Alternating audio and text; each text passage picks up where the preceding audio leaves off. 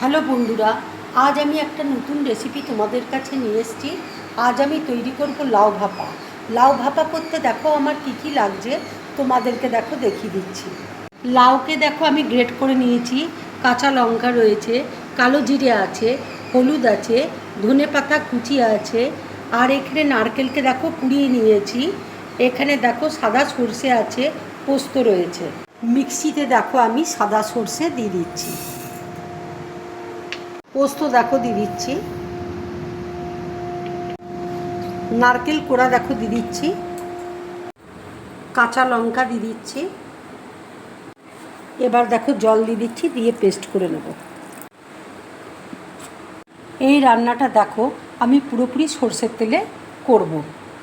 কড়াইয়ে দেখো সর্ষের তেল দিয়েছি, তেল গরম হয়ে গেছে। এবার আমি কালো জিরে ফোড়ন দিয়ে দিচ্ছি। এবার দেখো লাউটা আমি দিয়ে দিচ্ছি।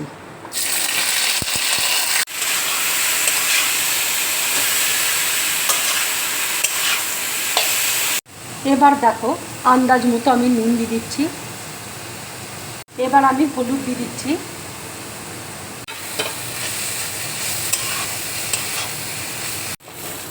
লাউটা দেখো ভাজা হয়ে গেছে। এবার আমি সর্ষে পোস্তটা দেখো দিয়ে দিচ্ছি।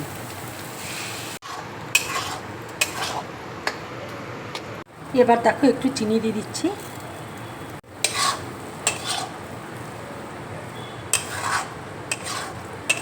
দেখো কাঁচা সর্ষের তেল আমি দিয়ে দিচ্ছি, একটু বেশি পরিমাণে লাগবে।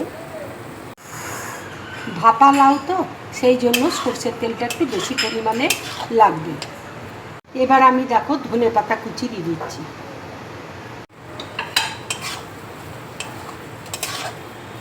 এইভাবে রান্না করে তোমরা গরম ভাতের সাথে খাবে, খুব ভালো লাগবে খেতে।